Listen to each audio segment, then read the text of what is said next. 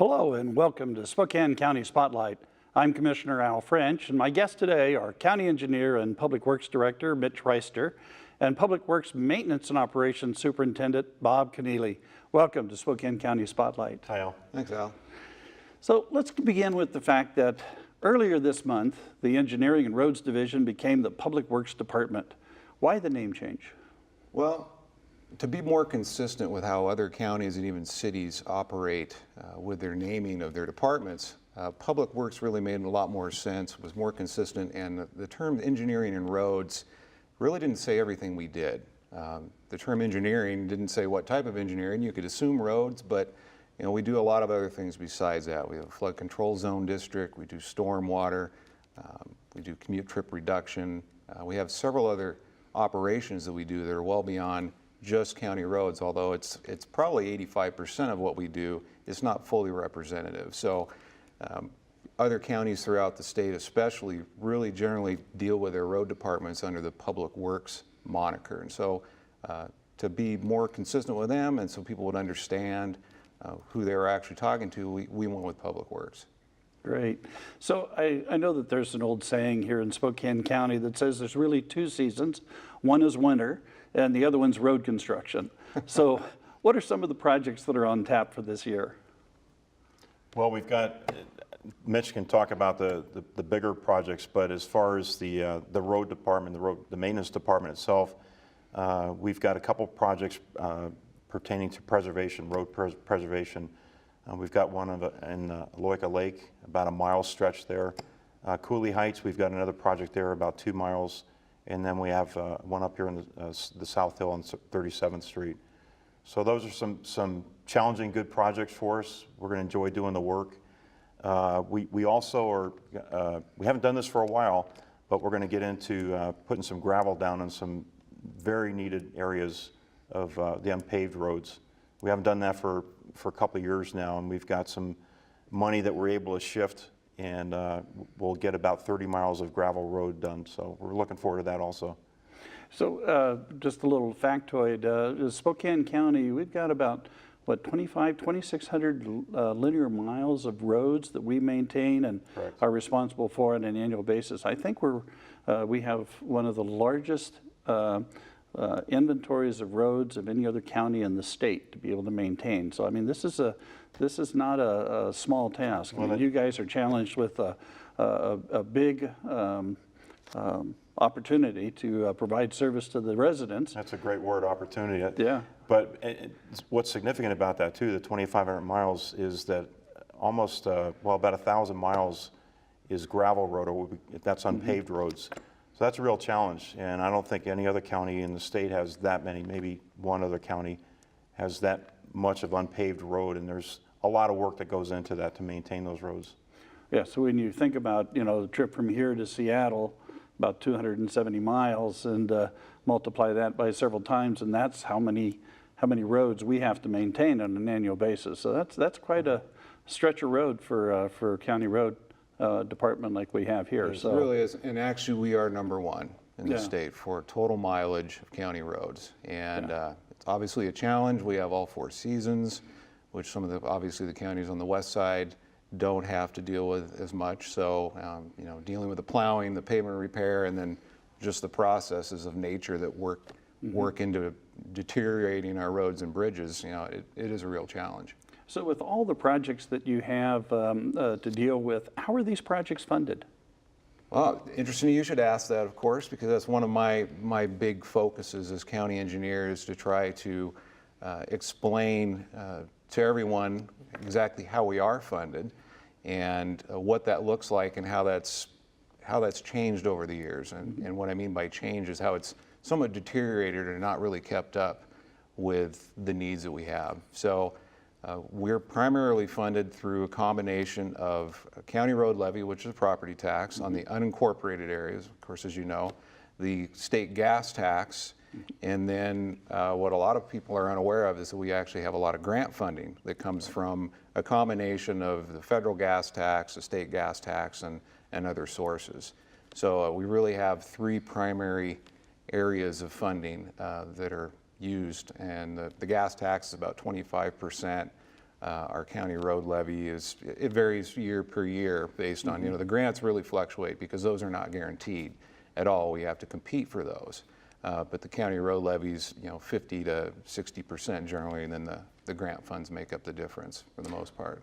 Well, and we're coming out of a period now where for the last several years, the grant money has been very challenging to get a hold of. The state has been challenged with regard to being able to fund that from their standpoint. And on the federal level, they didn't have a transportation package that was fully funded until just here recently and stuff. So getting access to funds has been a real challenge for not only Spokane County, but counties across the state and stuff. So what would you say is the overall condition of county roads then? Well, they're in a condition that we're not exactly happy with on the whole. We've got various strategies in place that we're trying to use the very limited funds that we do have to maintain the primary road system that we have. There's a cost associated with letting something go and not maintaining it. And so our priorities right now are to try to maintain our arterial system and to try to do that because that has the impact on the most people, on the freight, the commerce, and those type of things. But we're really trying to find new ways to stretch our dollars if we can, do more work in-house if we can, with unique crews, our existing folks. We're not on actually increasing our staffing size by any means, but just trying to learn new techniques and things like that. But the reality is you can't make up the difference for the fact that the funding strategy for county roads at the state and federal level really hasn't changed in 30 years. In fact, some of those rates haven't changed in 30 years. The federal gas tax that you mentioned that pays for a lot of the grants, that was last adjusted in 1993. And although there's been, that I recall, 3 primary main gas tax increases in Washington state in the last 25 years, none of those really went to county roads per se, and we're still operating on less than 10% of the overall state gas tax for our normal maintenance operations and projects. And obviously that's not keeping up with inflation. So the buying power of the state gas tax really is about 50% of what it was at the turn of the turn of this century or millennia. And there's really no ignoring that. That's something that you can't really get a bunch of efficiencies to make up that big of a difference. So that's been recognized all across the nation, all across the state. We're not alone in that. But something will have to move there eventually because the backlog builds and builds, and it's frustrating for us as transportation professionals to know what we need to do, know what we want to do, and not be able to do that just because of the resources. Al, one of the challenges we have too, though, and maybe the public is unaware of this, but when we have weather conditions that pop up, like back in November, right. FEMA did cover most of those expenses in the road department on our side, but we have other weather situations that pop up during the year that aren't covered, obviously with FEMA, and that comes right out of our budget. Right. So there was an occurrence last year before the November windstorm. Back in the springtime, we had some flooding conditions, and that was $600,000 that came right out of our budget. So we have to take that money that's going into preservation or whatever and shift it to fix those roads that were damaged. Well, and it is kind of a challenge because when you're developing the budget like we're starting to do now for 2017, you don't know what kind of winter we're going to have this year. Are we going to have a lot of snow plows out working the streets to keep them clear, or is it going to be an open winter like we've had, quite frankly, for the last couple of years where we haven't had a lot of snowfall? And there's pluses and minuses with the lack of snow and what it does for a watershed. But the other thing is when you have warm winters and you have a lot of moisture, you do have the flooding situation that causes, probably in a lot of situations, more damage to our roads and washouts than we would if it was actually snow and we could actually plow it and keep it off the roads and stuff. So, the other conundrum that we are challenged with is the fact that a lot of our funding is from gas tax. And with more efficient cars, we're actually putting more demand on the road because we can drive further on a gallon of gas, so we're paying less in gas tax, but using more of the roads than we have in the past. And so that is another challenge in terms of how do we create a model for funding our road projects that will actually mirror revenue with the expenses and the demand on the system. Right, and the gas tax model, generated decades ago, worked when the amount of miles you drove was commensurate with how many gallons you burned. But our gas tax, just like the federal gas tax, as you know, isn't indexed. Right. So as the price of fuel goes up, people, just like any commodity, will buy less. They'll find another way to get there. And they'll drive more, burn less gas. And so there's actually the gas tax itself, when you look at it from an inflation standpoint, has dropped tremendously. Our receipts every year, every year, the dollar we get is actually dropping for our county by about $150,000. And so when we still have these needs, and meanwhile the cost of everything else goes up. So yeah, it is a real challenge.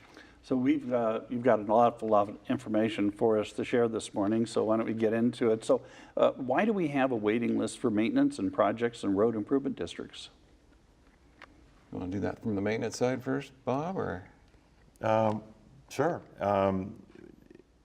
Could you repeat the question? Yeah, why do we have a waiting list for maintenance and projects such as road improvement districts? Okay, I'll just take that first. Okay, fair enough.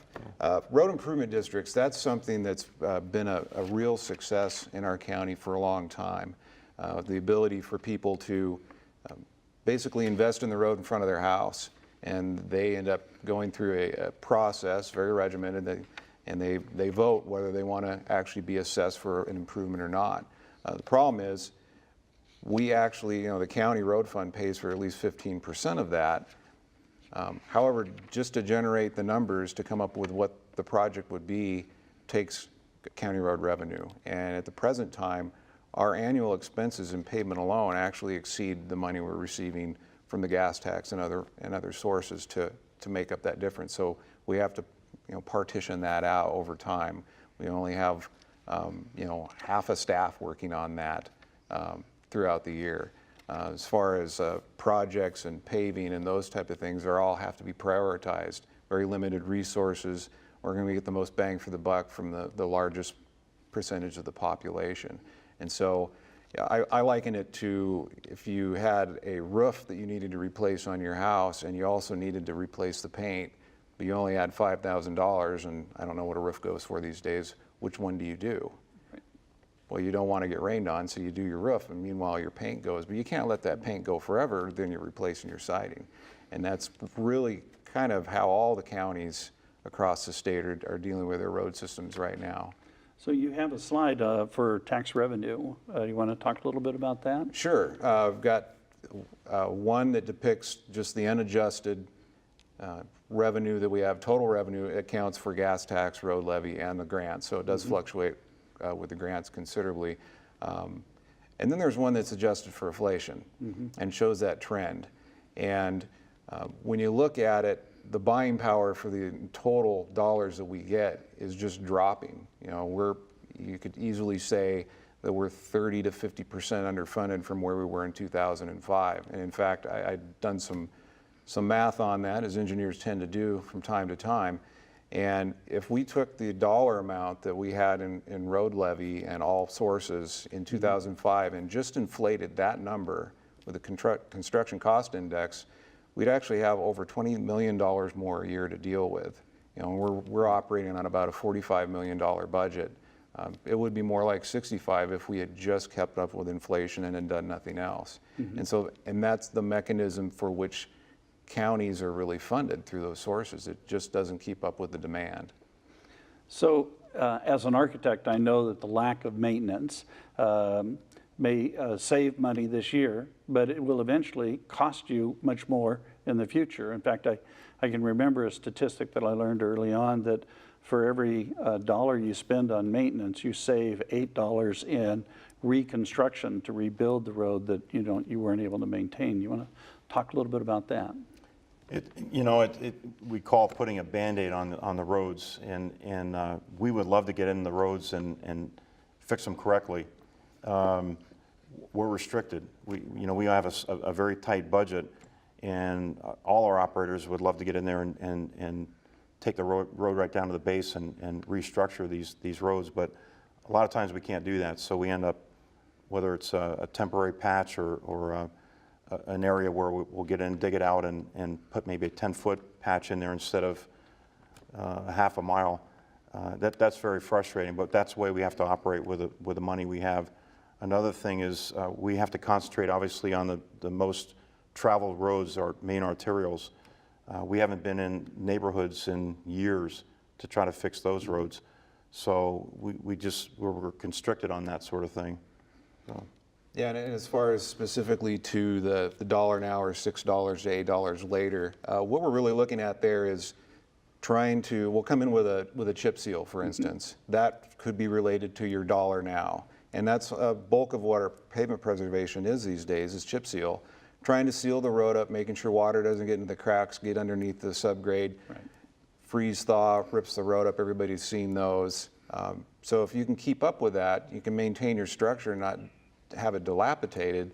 You don't have to dig the whole road up like Bob's talking about, which we really can't do, which could cost 8 times more. And we actually have some figures where just for about over $40,000 a mile for a chip seal, if we just do that every 7 years, that saves us from having to go rebuild an entire road for over $500,000 per mile in 15 years. Right. And so that's really it's called life cycle cost. Right. And we try to get least life cycle costs. Unfortunately, it means in some places where the road's already gone, we're already going to be spending that $500,000. And so it's really more advantageous for the public at large to maintain our larger, more thoroughfare roads at that dollar rather than hit it for $12 effectively.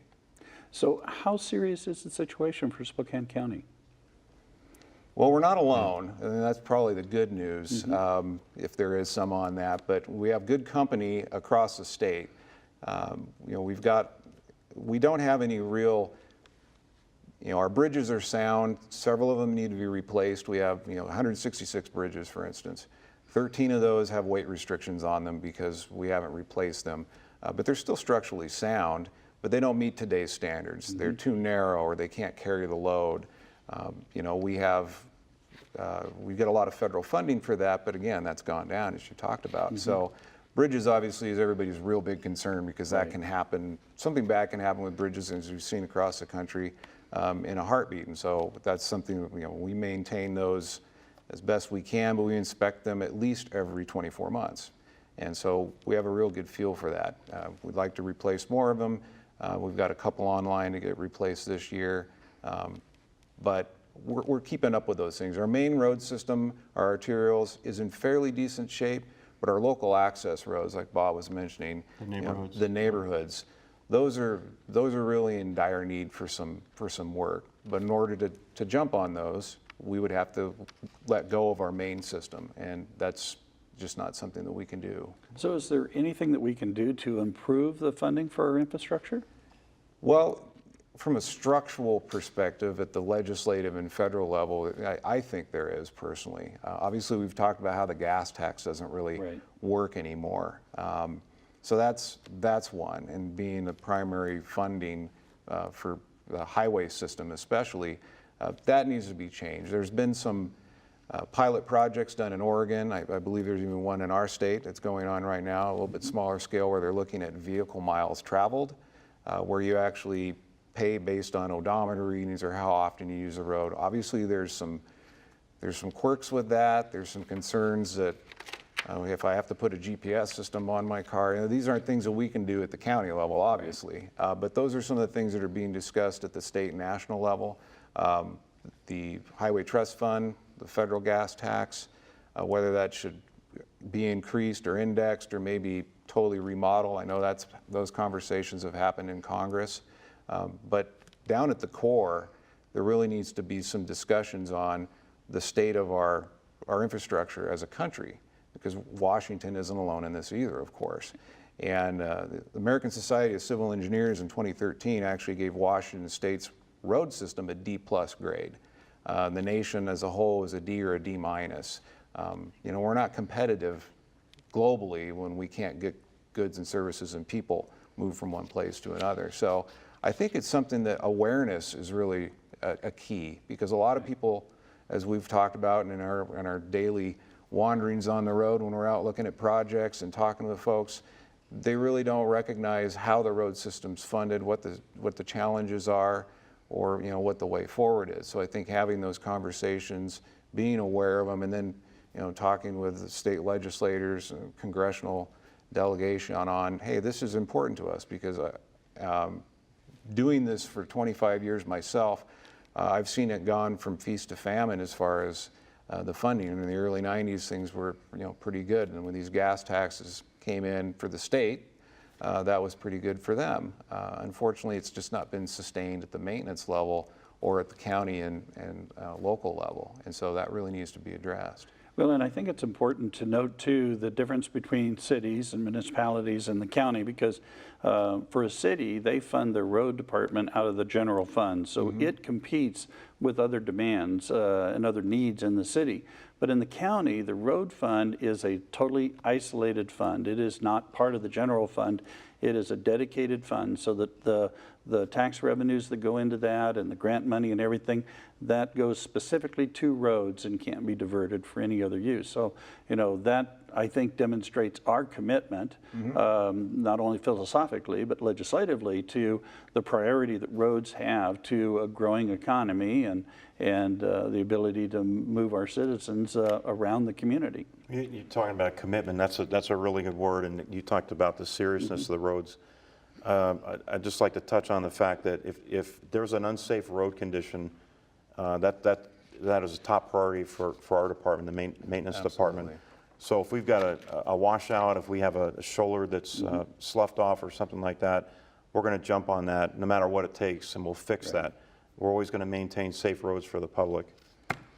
So if some of the things that you mentioned there with regard to funding don't happen, then what? Well, something's got to give eventually. We've seen different examples of catastrophic failures in Minnesota, and actually over on I-5 a few years ago, although that was a truck striking a bridge. Right. The fact that that bridge was really out of date, they don't design those type of bridges for the interstate system, or really too many places at all anymore, because they've got that issue where if you hit a certain piece of it, you can bring the whole thing down. Those type of things happen. The condition of our roads gets to the point where you literally can't get from point A to point B at a reasonable speed, or they become unsafe. I know in other counties, they've actually, with larger than us, the county's larger, the road systems aren't, they've had to close roads entirely because they could no longer maintain them, and we don't want to get there. So what should the public be focused on? I think the public should be focused on asking questions and determining where their taxes go, and then seeing what their priorities are to them, and getting involved, talking with their elected officials. I think, again, as we've talked, this is beyond the county's ability to really affect to the degree it needs to be done. I think it's a state legislative and a federal issue. But I think get involved, call people at the congressional offices, talk to them, tell them how important it is for your kids to get to school safely, for you to get to visit your grandmother when you want to, and the cost of everything is tied to the transportation system. So any last minute comments you'd like to add that the public should be aware of?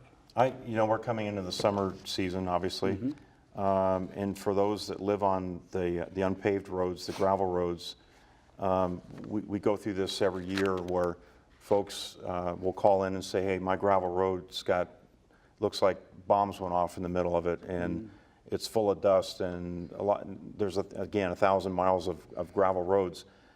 Be patient, understand that we can't get in there with a grader until there's moisture in the road.